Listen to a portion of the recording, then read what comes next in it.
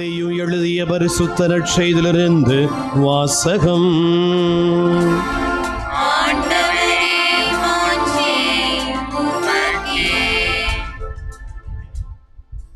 மத்தேயு நற்செய்தி 10வது பிரிவு 26 முதல் 33. மத்தேயு 10 26 முதல் 33. அக்காலத்தில் இயேசு தம் சீடர்களை நோக்கி கூறியது: உடலை மட்டும் கொல்பவர்களுக்கு அஞ்ச வேண்டாம். ஏனெனில் வெளிப்படாதவாறு மூடப்பட்டிருப்பது ஒன்றுமில்லை, அறிய முடியாதவாறு மறைந்திருப்பதும் ஒன்றுமில்லை. நான் உங்களுக்கு இருளில் சொல்வதை நீங்கள் ஒளியில் கூறுங்கள், காதோடு காதாய் கேட்பதை வீட்டின் மேல் தளத்திலிருந்து அறிவியுங்கள். ஆன்மாவை கொல்ல இயலாமல் உடலை மட்டும் கொள்பவர்களுக்கு அஞ்ச வேண்டாம். ஆன்மாவையும் உடலையும் நரகத்தில் அழிக்க வல்லவருக்கே அஞ்சுங்கள். காசுக்கு 2 சிட்டுக்குருவிகள் விற்பது இல்லையா? எனினும் அவற்றுள் ஒன்று கூட உங்கள் தந்தையின் விருப்பமின்றி தரையில் விழாது. உங்கள் தலைமுடியெல்லாம் எண்ணப்பட்டிருக்கின்றது. சிட்டுக்குருவிகள் பலவற்றை விட நீங்கள் மேலானவர்கள். எனவே அஞ்சாதிருங்கள். மக்கள் முன்னிலையில் என்னை ஏற்றுக்கொள்பவரை விண்ணுலகில் இருக்கும் என் தந்தையின் முன்னிலையிலும் நான் ஏற்றுக்கொள்வேன். மக்கள் முன்னிலையில் என்னை மறுதலிப்பவரை நானும் விண்ணுலகில் இருக்கிற என் தந்தையின் முன்னிலையில் மறுதலிப்பேன் என்றார். ஆண்டவரின் அருள்வாக்கு. கிறிஸ்துவே உமக்கு புகழ். என் அருளாளர் இயேசு கிறிஸ்துவில் எனக்கு பிரியமான அன்பு சகோதர சகோதரிகளே, உங்கள் ஊர்களை விட்டு இன்று இந்த திருத்தலத்தில் வேளாங்கண்ணி அன்னையினுடைய பாதத்தில் இந்த திருப்பலியில் பங்கேற்பதற்காக வந்திருக்கிற உங்கள் ஒவ்வொருவருக்கும் இறைவன் அவருடைய தாயும் நம் தாயுமான வேளாங்கண்ணி அன்னையினுடைய பரிந்துரையை நிறைவாக கிடைக்க இந்த திருப்பலியில் தொடர்ந்து செபிக்கிறேன். அன்பார்ந்தவர்களே, இந்த மறையுரையை தயவு செய்து கேளுங்கள். ஏனெனில் இங்கு பராக்குகளுக்கான நிறைய இடம் இருக்கிறது. நிறைய மனிதர்கள் உள்ளே வருகிறார்கள், வெளியில் ஓப்பனாக இருக்கிறது. தயவு செய்து இந்த மறையுரையை கேளுங்கள். காரணம், இன்றைக்கு நற்செய்தி, இன்றைய வாசகங்கள் வழியாக ஆண்டவர் எப்படிப்பட்ட அச்சத்தை ஒரு மனிதன் கொண்டிருக்க வேண்டும் என்பதை தெளிவாக உணர்த்துகின்றார். இந்த நாளில் உலகம் முழுவதும் தந்தையர் தினத்தை கொண்டாடி கொண்டிருக்கின்றோம். எனவே இங்கு இருக்கிற தந்தையர்கள் ஒவ்வொருவருக்கும் நம்முடைய வாழ்த்துக்களும் ஜெபங்களும் பாராட்டுக்களையும் அன்போடு தெரிவித்துக் கொள்கிறோம். இங்கே இருக்கிற குழந்தைகள் இன்னைக்கு வீட்டுக்கு போன பின்னாடி எனக்கு பூரிய கொடு, லட்டை கொடுன்னு கேட்கறதுக்கு பதிலாக அப்பா ஒரு பிளஸ்ஸிங் பண்ணுங்க, ஒரு விஷ் பண்ணுங்க, உங்கள் டேடியை இன்னைக்கு விஷ் பண்ணும்படி அன்போடு கேட்டுக்கொள்கிறேன். அன்பார்ந்தவர்களே, இன்றைய முதல் வாசகத்தில் இவ்வாறு எரேமியா தொடங்குகிறார்: திகில், எங்கும் திகில், என்னை சுற்றில் திகிலாக இருக்கிறது. திகில் என்றால் அச்சம். என்னை சுற்றி அச்சம் சூழ்ந்திருக்கிறது.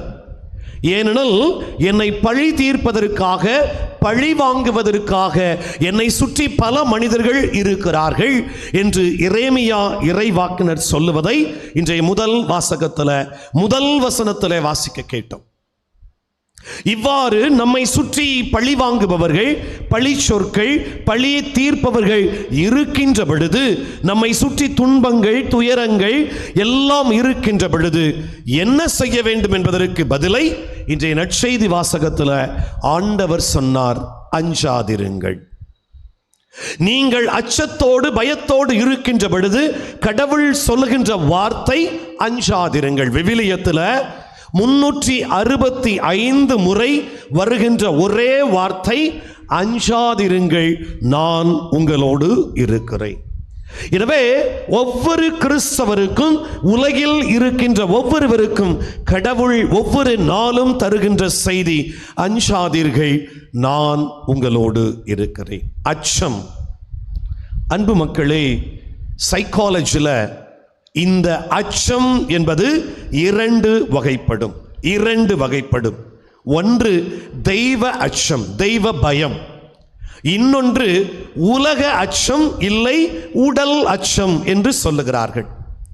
தெய்வ அச்சம் என்பது எப்போதுமே ஆசீர்வாதத்திற்கு உரியது. நீங்கள் திருப்பாடல்கள் 111:10 வாசித்தீர்கள் என்றால், கடவுள் பயம் ஞானத்தின் தொடக்கம். கடவுள் பயம் ஞானத்தின் தொடக்கம். அப்போ உங்க பிள்ளை 10, 12 படிச்சா அதுக்கு முதல்ல கடவுள் பயத்தை சொல்லி கொடுக்கணும். அதை விட்டுட்டு டின்னு கணக்கில் சோறு கொடுக்க கூடாது, லஞ்ச் பாக்ஸை தூக்கி கொடுக்க கூடாது. முதல்ல அந்த குழந்தை திருப்பலிக்கு வருகிறதா, உங்களோடு ஜெபிக்கிறதா என்பதை கற்றுக் கொடுத்தால் தான் ஞானம் பிறக்கும். ஞானம்தான் ஞாபக சக்திக்கு தொடக்கம். எனவே கடவுள் பயம் ஞானத்தின் தொடக்கம். மீண்டுமாய் சபை உரையாளர் புத்தகம் 7:18 வாசிக்கின்றோம், கடவுளுக்கு அஞ்சுபவர்கள் தொடுகின்ற செய்கின்ற எல்லாவற்றிலும் வெற்றி பெறுவார்கள். அவர்களுக்கு தோல்வியே கிடையாது. கடவுள் பயத்தோடு யாரெல்லாம் இந்த வாழ்க்கையை தொடங்குகிறார்களோ அவர்களுக்கு வெற்றி உண்டாகும் என்று சொல்லுகிறது. அதனால்தான் திருமணத்தின் போது ஆணும் பெண்ணுமாக உங்களை அழைத்து பலிபீடத்திற்கு முன்பாக கடவுள் அச்சத்தோடு இந்த வாழ்க்கையை தொடங்குவதற்கு இந்த திருச்சபை சொல்லுகிறது. ஆனா அதெல்லாம் விட்டுறது. மேக்கப் நல்லா போட்டிருக்கோமா, 10,000 ரூபாய்க்கு சேரி வாங்கியிருக்கிறோமா, நகையை உடம்பெல்லாம் போட்டிருக்கிறோமா, அதுதான் முக்கியமாக போகுது. திருப்பலியில், திருமண திருப்பலியில் பக்தியோடு இருக்க வேண்டும். அதை விட்டு அப்பா இப்போ பண்ணுறதெல்லாம் பார்த்தா பணம் இருந்தால் இந்த பிணமும் வாயை திறக்குங்கிற மாதிரி தான், பொணமும் வாயை திறக்குங்கிற மாதிரி தான். இப்போல்லாம் ஒரு ஃபேஷன், இங்கிட்டு ஒரு 3 பொண்ணு, இங்கிட்டு ஒரு 3 பொண்ணு. அது என்னமோ சொல்கிறாங்க, எனக்கு அந்த பேரே மறந்து போச்சு. என்னமோ பேர், சியர் கேர்ள்ஸ் என்னமோ சொல்கிறாங்க. என்னது இது? என்னமோ சொல்கிறாங்க. இங்கிட்டு ஒரு 3, என்னது சத்தமா, ஃப்ளவர் கேர்ள்ஸா? அதுக்கு என்னன்னே செய்யன்னு தெரியாது. அது அங்கிட்டு நிற்கும், இங்கிட்டு ஆடும், அங்கிட்டு போகும். இது வேடிக்கையாகவே பாதி பூச ஓடிடுது. கடவுள் அச்சம். அன்பார்ந்தவர்களே, நீங்கள் கடவுள் அச்சத்தை புரிந்து கொள்ள வேண்டும் என்றால் பைபிளில் 2 மக்கபேயர் புத்தகம் 7வது அதிகாரத்தை முடிந்தவர்கள் எடுத்து வாசித்து பாருங்க. ஏன்னா நமக்கு பைபிள் வாசிக்கிறதுக்கு டைம் இல்லை, அதனால உங்களை நான் கஷ்டப்படுத்த விரும்பலை. 2 மக்கபேயர் புத்தகம் 7வது அதிகாரத்தில் அழகாக ஒரு தாய் தன்னுடைய 7 பிள்ளைகளுக்கு கடவுளுடைய அச்சத்தை எப்படி ஊட்டி வளர்ப்பார் என்பதை பாருங்கள். அந்த 2 மக்கபேயர் 7வது அதிகாரம் 7வது வசனத்தில் அந்த தாய் சொல்லுவார், என் அன்பு பிள்ளைகளே, என் அன்பு மகன்களே, கவனித்துக் கொள்ளுங்கள். ஒவ்வொரு நொடியும் ஒவ்வொரு நாளும் கடவுள் நம்மை கண்காணித்து வருகிறார், நம்மை கவனித்துக் கொண்டிருக்கிறார் என்பதை நீங்கள் கவனத்தோடு மனதில் வைத்துக் கொள்ளுங்கள். எனவே கடவுளுக்கு எதிரான எதையும் செய்யாதீர்கள் அப்படின்னு ஒரு தாய் சொல்லிக் கொடுப்பார். ஒரு தாய் சொல்லிக் கொடுக்க வேண்டிய முக்கியமான பாடம், கடவுள் உன்னை பார்த்து கொண்டிருக்கிறார். இதை சொல்லிக் கொடுக்காத தாய், அந்த பிள்ளைகள் கையில் மொபைல் இருக்கும், அந்த மொபைல் சிறிய வயசுல விளையாட்டை பார்க்கும். வயசுக்கு வந்த பின்னாடி, இளவட்ட பிள்ளையா போன பின்னாடி, ஒரு காலேஜ் படிக்கும் பொழுது உங்களை தள்ளி விட்டுட்டு அது வேற ரூம்ல எதை பார்க்க கூடாதோ அதை பார்த்து ரீல்ஸ் போட்டுக்கிட்டு இருக்கும். அதைத்தான் அந்த தாய் சொல்லுவார், கடவுள் கவனித்துக் கொண்டே இருக்கிறார், உன்னை ஒவ்வொரு நாளும் கவனித்துக் கொண்டிருக்கிறார். அதுக்கப்புறம் வாசித்து பாருங்க. அதுக்கப்புறம் வாசித்து பார்த்தா அந்த தாயும் அந்த பிள்ளைகளும் எப்படி செத்து போவார்கள். ஒவ்வொரு மகனையும் அந்த அரசன் விதவிதமாக கொள்ளுவான். நாக்கை வெட்டுவான், அவருடைய உச்சந்தலைந்து உள்ளம் உடல் முழுவதும் தோலை உரித்து சூடான ஒரு பாத்திரத்தில் அவனை உருட்டி அது இந்த சிக்கன் 65 போல அவனை செய்வான். அப்போதும் அந்த தாய் சொல்லுவார், என் பிள்ளைகளே, ஒரு விசை கூட கடவுளிடமிருந்து விலகி விடாதீர்கள். கடைசியில் அந்த தாயும் செத்து விடுவார் என்பதை அந்த புத்தகத்தில் நாம் வாசிக்கிறோம். கடவுள் பயம் கடவுளோடு எப்போதும் இருக்க வைக்கும். ரெண்டாவது ஒன்று சொன்னேன், உலக பயம், உலக அச்சம், உடல் அச்சம். இது என்ன செய்யும் என்பதற்கு பைபிள்ல ஒரு எடுத்துக்காட்டு இருக்குது. லூக்கா நற்செய்தி 12வது அதிகாரத்தில் பணக்கார விவசாயின்னு ஒருத்தர் வருவார். அவர் சொல்லுவார், என் மனமே மகிழ்ந்து களிகூறு, உனக்கு தேவையான எல்லா விளைச்சலும் வந்துருச்சு. என்னுடைய விளைச்சலை வைப்பதற்காக பெரிய ஒரு அறையை கட்டுவேன், பெருசா கட்டுவேன், அதுல எல்லாத்தையும் சேர்த்து வைப்பேன் அவன் சொல்லுவான். அப்போது வசனம் சொல்லுகிறது, அறிவிலேயே இன்றே உன்னுடைய உயிரை எடுத்து விடுவேன். பாத்தீங்களா, இன்னைக்கு நம்ம நிறைய பேர் உலக அச்சத்துல தான் மூழ்கி கிடக்கிறோம், உடல் அச்சத்துல மூழ்கி இருக்கிறோம். அவங்கள விட நான் நல்லா ட்ரெஸ் பண்ணியிருக்கேனா, அவங்கள விட என் வீடு 3 மாடி இருக்குதா, அவங்க கல்யாணத்தை விட என் மகன் கல்யாணத்தை நான் ஒரு 2 கோடியை வச்சு செலவழிச்சனா. இன்றைக்கு உடல் அச்சமும் உலக அச்சமும் அதிகமாக போகிறது. இன்னும் சிம்பிளா சொல்ற மக்களே, இன்னும் சிம்பிளா சொல்றேன், ஒன்று தெய்வ அச்சம், இன்னொன்று உடல் அச்சம் இல்ல உலக அச்சம். இங்க திருப்பலி நடக்குதா? இங்க திருப்பலி நடக்குது. திருப்பலியில நீங்க எதை பெறுவீர்கள், யாரை பெறுவீர்கள்? நற்கருணையை பெறுவீர்கள். கரெக்டா? அது தெய்வ அச்சம். அங்க வந்துட்டு நேரா உட்கார்ந்துட்டு அங்க போய் உடலுக்கும் உள்ளத்திற்கும் உலகத்திற்கும் தேவையானதை கையை விரிச்சு மாதா கிட்ட சொல்லிட்டு போறது உலக அச்சம், உடல் அச்சம். எனக்கு நல்ல படிப்பு வேணும், என் வீட்டு கடனை தீர்த்து வைங்க. இங்க திருப்பலி நடக்கிறது. இது உடலுக்கானது அல்ல, இது தெய்வத்திற்கானது, இது கடவுளுக்கானது. இவ்வளவுதான் எக்ஸாம்பிள். இங்க இருந்து வேளாங்கண்ணிக்கு 50,000 செலவழிச்சுட்டு போய் அங்க நடக்கிற அரை மணி நேரம் பூசையில பங்கேற்கிற கிறிஸ்தவர்கள், கத்தோலிக்கர்கள் இருக்கிறார்கள் என்பதை நான் மறுக்க முடியாது. ஆமாவா இல்லையா? 50,000 செலவழிப்போம், அங்க போய் அரை மணி நேரம் திருப்பலி போதும். ஒரு நாளைக்கு அரை மணி நேரம் திருப்பலி. சுத்தி சுத்தி வர்றது எதை? கடற்கரையை சுத்தி வர்றது, விளையாட்டு பொருளை சுத்தி வர்றது, திங்கிறது, அங்க இருக்கிற நல்ல மீனை நல்லா சாப்பிட்றது. அப்பாடா, 3 நாள் முடிஞ்சு 50,000 காலி. ஆசீர்வாதம் இல்ல. வீட்டிற்கு வந்த பின் அந்த கடன் அடைக்கிறதுக்கு ஓடிக்கிட்டு இருப்பாரு. நடக்குதா? நடக்குதா இல்லையா? அந்த 50,000 கடனை வாங்குறதுக்கு அடைக்கிறதுக்கு ஓடிக்கிட்டு இருப்பார். அன்னை அதை செய்ய வேண்டும். அதனால தான் சொல்லுகிறேன், இது தெய்வச்சத்தின் அடையாளம். திருப்பலி தெய்வச்சத்தின் அடையாளம். அங்கே சென்று கையை விரிப்பது உடலுக்கான அச்சம். எனக்கு அதை கொடு, இதை கொடு மாதாவே என்று கேட்டு செல்வது உலகத்திற்கான அச்சம். இன்றைக்கு இந்த உலகம் உலகத்திற்குத்தான் பயப்படுகிறதை ஒழிய கடவுளுக்கு அல்ல. அதனால்தான் உங்களுக்கு ஒரு நிகழ்வை சொல்லுகிறேன் மக்கள், கேட்க செவியுள்ளோர் கேளுங்கள். நமது தமிழ்நாட்டிலே தேர்தல் முடிந்து இப்பொழுது புதிய அரசு ஒன்று அமைகிறது. தேர்தலுக்கு முன்பாக வேளாங்கண்ணி ஆரோக்கிய தாய் அன்னை ஆலயத்தில் நடந்ததை நீங்கள் பார்த்திருப்பீர்கள். செய்திகளிலே வந்தது, நியூஸ் சேனல்ல வந்திருக்குது. ரீல்ஸ் பார்க்கிறவங்க பார்த்திருக்க மாட்டாங்க. செய்திகளில் வந்தது, நியூஸ் சேனலில் வந்தது. அந்த வேளாங்கண்ணி ஆரோக்கிய அன்னை ஆலயம் என்பது ஆரோக்கிய அன்னை ஆலய, ஆரோக்கிய அன்னைக்கு ஒப்புக் கொடுக்கப்பட்ட இடம். அந்த இடத்தில் ஆரோக்கிய தாய் பெயர் மட்டும்தான் அந்த ஆலயத்தை சுற்றியும் ஆலயத்திற்குள்ளும் இருக்க வேண்டும். இது இன்று நேற்றென்றல்ல.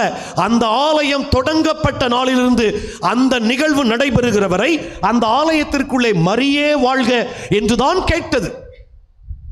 மரியே வாழ்க என்ற அந்த பெயர் தான் உச்சரிக்கப்பட்டது. ஆனால் அன்று ஒரு நாள் ஒரு கூட்டம் சென்றது. அந்த ஆலயத்தினுடைய மகிமையை மறந்து அந்த ஆலயத்திற்குள்ளே ஒரு கட்சி பெயரை கத்தியது. தெய்வ பயம் ஓடியது. நான் மட்டும் இருந்திருப்போம்னா நிச்சயமா சொல்றேன், என் கையில் ஏதாவது ஒரு பொருள் எடுத்து 4 பேரை சாத்திருப்பேன். ஆனால் அங்கிருந்த பல கத்தோலிக்கர்கள் அமைதியாக உலகத்திற்கும் உடலுக்கும் அச்சப்பட்டீர்களே, அதனால் வந்த வினை ஆரோக்கிய அன்னை ஆலயத்தில் தேவையில்லாத ஒரு கட்சியின் பெயரை கூப்பாடு போட்ட கூட்டம் இந்த தமிழகத்தில் இருக்கிறது. இதை ஏன் சொல்லுகிறேன் என்றால், நம்முடைய கத்தோலிக்கர்களும் அதில் விழுந்து கிடக்கிறார்கள். அதுதான் அச்சமாக இருக்கிறது. கடவுளை விட அழிந்து போகிற ஒரு மனிதனுக்காக, நடிகனுக்காக அந்த கடவுள் பயத்தை அட்ஜஸ்ட் பண்ணுகிறார்கள். தவறு. கடவுளுக்கு பின்பு நீங்கள் யாரையும் பின்பற்றுங்கள், தப்பு இல்லை. ஆனால் கடவுளை விட அவர் எனக்கு தலைவர் என்று சொல்லுகிறோமே, ரொம்ப தப்பு மக்களே, ரொம்ப தப்பு. ஒன்றும் இல்லை, 2 வாரத்துக்கு முன்னாடி நான் சென்னையிலேருந்து டிராவல் பண்ணிட்டு வர்றேன். டிராவல் பண்ணிட்டு அப்படியே ட்ரெயினில் வரும் பொழுது ஒரு கிறிஸ்தவ கத்தோலிக்க ஆலயத்திற்கு முன்னாடி முதல் திருவிருந்து நன்றி விழான்னு போட்டு ஒரு ஃப்ளெக்ஸ் இருந்துச்சுங்க. சத்தியமா சொல்றேன், இந்த வீடியோவில் பார்த்துட்டு இருக்கிற எல்லாருக்கும், நீங்களும் வீட்டுக்கு போனா இந்த யூடியூப் சேனலை உங்க ஃப்ரெண்ட்ஸுக்கு தயவு செய்து அனுப்புங்க. உண்மையை சொல்றேன், அந்த கோயிலுக்கு முன்னாடி முதல் திருவிருந்து விழா போட்டு அந்த பையன் நற்கருணை வாங்குற மாதிரி அந்த பையன் இப்படி கையை கும்பிட்டுக்கிட்டு இருக்கிறான், அந்த வெள்ளை சட்டையை போட்டுக்கிட்டு. சுத்தி பார்த்தா ஒரு நடிகருடைய படம். ஒரு இடத்துல கூட நற்கருணையை கொடுக்கக்கூடியவர் யாரு? நடிகரா ஆண்டவரா? ஏன் ஆயத்தரம் சொல்லுங்க, நற்கருணையை கொடுக்கிறவர் ஆண்டவரா நடிகரா? சத்தமா சொல்லுங்க. பாத்தீங்களா பாத்தீங்களா? இயேசு படம் இல்லைங்க, நான் உண்மையை சொல்றேன். இயேசு படம் இல்ல, மாதா படம் இல்ல, ஒரு புனிதர் படம் இல்ல, நடிகர் படத்தை சுத்தி சுத்தி இதுல உட்கார்ந்துட்டு இருக்காரு. முன்னாடி ஒரு board. What is the use? அதைத்தான் பயப்படுற. இன்றைக்கு கத்தோலிக்க திருச்சபையில் கடவுள் பயம் ஓடி வேறு ஒரு பயம் உள்ளே, உடல் பயம், உலகத்தின் பயம். அது தவறு என்பதைத்தான் இன்றைக்கு நமக்கு வாசகங்கள் சொல்லுகிறது. முதல் வாசகத்தில் எரேமியா சொல்லுகிறார், எனக்கு எங்கு பார்த்தாலும் திகில். அதே எரேமியா சொல்லுகிறார் கடைசி வசனத்தில், இப்பேற்பட்டவர்கள் மத்தியில் விடுதலை அழகாக சொல்லுகிறார். கடைசி வசனத்தில், வறியோரின் உயிரை தீயோரின் பிடி நின்று விடுவிக்கும் ஆற்றல் என் கடவுளுக்கு உண்டு. இதைத்தான் பவுலடியார் அழகாக பிலிப்பியருக்கு எழுதிய கடிதம் 4:13 சொல்லுவார், எனக்கு வலுவூட்டுகிறவரின் ஆற்றல் கொண்டு என்னால் எதையும் செய்ய முடியும் என்று சொல்லுவார். பாத்தீங்களா? அவங்கெல்லாம் சாதிச்சு காட்டினவர்கள், நம்மெல்லாம் சாக்கடைக்குள்ள போகிறவர்கள். சாக்கடை என்றால் இதை நினைக்காதீர்கள், பெட்டிக்குள் போகிறவர்கள். அவர்கள் சாதித்தார்கள். யோசித்து பாருங்க, யோசித்து பாருங்க. மோசே பயந்து போய் கிடந்தாரு, உலகத்துக்கு பயந்தாரு, இந்த உலகத்துக்கு பயந்தாரு. ஒரு அரசன் பார்வோனுக்கு பயந்தாரு. அதனால மாமா வீட்டில் போய் ஆடு மேய்ச்சிக்கிட்டு இருந்தார். ஆனால் எரியும் முட்பதர் செடியில, அந்த சீனாய் மலையில ஆண்டவர் விடுதலை பயனுள் 3:12 காட்சி கொடுத்து சொன்னார், உன்னோடு நான் இருப்பேன், அவனை எதிர்த்து நில் என்று சொன்னவுடன் அன்று முதல் கடவுள் துணையால் அந்த பார்வோன் மன்னனையும் எகிப்து நாட்டையும் எதிர்த்து நின்றார். இஸ்ரவேல் மக்களை விடுதலை செய்தார் மோசே. பாத்தீங்களா? உலக அச்சம் உங்களோடு இருந்துவிடும், தெய்வ அச்சம் இந்த உலகத்தையே ஜெயித்து விடும். தாவீது பாருங்க, சின்ன பொடியன், பெருசா ஒருத்தன் நிற்பான், பெலிஸ்தியன் கோலியாத். அப்படி நிற்பான். கோலியாத் நின்றுட்டு, வாடா எவன்லாம் என் கூட சண்டைக்கு வரேன்னு சவால் விடுவார். எல்லாரும் பயந்திருப்பாங்க. நீங்க வாசித்து பாருங்க, 1 சாமுவேல் 17வது அதிகாரம் 16வது வசனத்துல 40 நாள் சவால் விடுவான். எவனும் பக்கத்தில் போக மாட்டான். தாவீது செல்லுகின்ற பொழுது ஆண்டவர் அவருக்கு ஒரு வார்த்தையை சொல்லுவார், சிங்கத்தின் கைக்கும் கரடியின் கைக்கும் தப்புவித்த நான் இந்த பெலிஸ்தியனின் கைக்கும் உன்னை தப்புவிப்பேன். அப்பவே போவாரு, அடிப்பாரு, கோலியாத்தை ஜெயிச்சுட்டு போய்கிட்டே இருப்பார். உலகத்தை பார்த்து பயப்படாதீர்கள், கடவுளை பார்த்து பயப்படுங்க. கடவுளுக்கு முன்னாடி எப்படி இருக்கிறீங்க அதான். அதனால தான் எங்கள் ஃபாதர் ஒருத்தர் அடிக்கடி சொல்லுவார், what you are in the sight of God, nothing more and nothing less. கடவுளுடைய பார்வையில் நீங்கள் எவ்வளவோ அவ்வளவுதான் மக்களே, அவ்வளவுதான். நீங்கள் பெரிய பணக்காரராக இருக்கலாம், நீங்கள் இந்த உலகத்தையே ஆட்சி செய்கிறவராக இருக்கலாம், ஆனால் கடவுள் பார்வையில் இவ்வளவு என்றால் அவ்வளவுதான். அதனால தான் பாருங்க, அன்று முதல் இன்று வரை மனிதனுக்கு குறிப்பிட்ட காலத்தை ஆண்டவர் கொடுத்து குறிப்பிட்ட காலத்தில் அடிச்சு விட்டுறார். நம்மளுக்கு மட்டும் பழைய ஏற்பாடு மாதிரி 900 ஆண்டுகள் கொடுத்தாருன்னு வச்சுக்கோங்களேன், செத்தோம். அதனால தான் ஆண்டவருக்கு தெரியும், வலிமை உள்ளவர்களுக்கு 80 ஆண்டுகள், மற்ற எல்லாரும் மண்டையை போடு. இதை ஏன் சொல்லுகிறேன் என்றால், கடவுள் பயம் இன்றைக்கு குறைந்து வருகிறது. கடவுள் பயம் குறைந்து வருவதற்கு காரணம், உலகத்தை பார்த்து பயப்படுகிறோம், இந்த உடலை பார்த்து பயப்படுகிறோம். இதை தாண்டி வருபவர்களுக்கு பெயர் மேலானவர்கள். இன்னைக்கு அதான் ஆண்டவர் சொல்றார், நீங்கள் சிட்டுக்குருவிகளை விட மேலானவர்கள். நம்மெல்லாம் மேன்மக்கள், சங்கு சுட்டாலும் வெண்மை தரும் மேன்மக்கள், மேன்மக்களே. நம்ம அப்படி ஃபீல் பண்றதே இல்லைங்க. ஆனால் அதை ஃபீல் பண்ணவங்க எல்லாருமே புனிதர்களாக மாறிவிட்டார்கள். யோசித்து பாருங்க, அந்தோணியார் 35 வயசுல சாக வேண்டிய வயசா, வாழ வேண்டிய வயசுல செத்தாலும் பரவாயில்லை கடவுளுக்காக வந்தார், இறந்தார். அதனால் அவர் புனித அந்தோணியாராக மாறினார். என் பேரும் அந்தோணி தான். நிச்சயமா எனக்கு அந்த புனிதர் கிடைக்கவே கிடைக்காது. ஏன்னா நான் மண்ணுக்குள்ள சாக்கடைக்குள்ள போறவன். என்னை மாதிரி 1000 அந்தோணி இங்க உட்கார்ந்துருப்பீங்க. ஆனா எல்லா அந்தோணி எங்க போகும்? அங்கதான் போகும். ஆனால் அந்த அந்தோணியார் மேலானவராக உயர்ந்தார். பாருங்க எவ்வளவு பெரிய காரியம். இந்த தேவதாயினுடைய வாழ்க்கையை எடுத்துக்கொள்ளுங்கள். இந்த தேவதாய் மற்ற யூத பெண்களைப் போல ஒரு கணவன் நல்ல குழந்தைகளோட ஜம்முன்னு வாழ்ந்திருக்கலாம். ஆனால் கடவுள் பயத்தை வைத்ததால், கடவுளுக்கு அஞ்சியதால் ஆண்டவரின் அடிமை என்று லூக்கா 1:38 சொன்னார். அடிமையானார், கடவுள் வார்த்தையை செய்தார், பெண்களிலே பேறு பெற்றவராக அவர் உயர்ந்தார். கடவுள் பயம் நம்மை மேன்மையானவர்களாக உயர்த்தும். உலக பயம் கீழே நம்மளை தள்ளிவிடும். கடவுள் பயம் நம்மை விண்ணகத்தில் இயேசு ஏற்றுக்கொள்வதற்கு வாய்ப்பாக மாறும். பார்த்தீங்களா, நீங்களும் நானும் 500 பூசை ஒப்பு கொடுத்தா தான் அங்கே போக முடியும் நம்பிக்கையை நம்ம பிள்ளைங்க வச்சுருப்பாங்க. கரெக்டாக? உங்களுக்காவது உங்கள் பிள்ளைங்க பூசை கருத்தை ஒப்பு கொடுப்பாங்க, எங்களுக்கு யாருமே கிடையாது. உண்மையா இல்லையா? இங்கே எத்தனை பேர் உங்கள் பங்கு சாமியாருக்கு மண்டையை போட்ட உங்கள் பங்கு சாமியாருக்கு பூசை கருத்தை ஒப்பு கொடுக்கிறவர்கள் கை தூக்குங்க பார்ப்போம். எங்கள் பங்கு சாமியார் இறந்துட்டார் ஃபாதர். கொடுக்க மாட்டீங்க, ஏன்னா நாங்கள் தானே அப்பாவி. ஆனால் உங்கள் வீட்டில் இருக்கிற அப்பா அம்மா சித்தப்பா எவ்வளவு பூசை கருத்தை ஒப்பு கொடுக்குறீங்க, ஆமாவா இல்லையா? கொடுத்து எப்படியாவது எங்கள் அப்பா விண்ணகத்துக்கு போயிடணும். ஆனால் எதுவுமே இல்லாமல் விண்ணகத்தில் கடவுள் அவர்களை ஏற்றுக்கொண்டார். யாரெல்லாம் கடவுள் பயத்தோடு இருந்தார்கள். அன்பு மக்களே, இறுதியாக முடித்து விடுகின்றேன். மிக அழகான ஒன்று, ரொம்ப அழகான ஒன்று. உங்கள் வீட்டில் போய் வாசித்து பாருங்க. அழகாக ஆண்டவர் சொல்லுகிறார், கடவுள் பயத்தோடு இருக்க வேண்டும் என்றால் ஒரே ஒரு ஆட்டிடியூடு தான், கம் வாட் மே.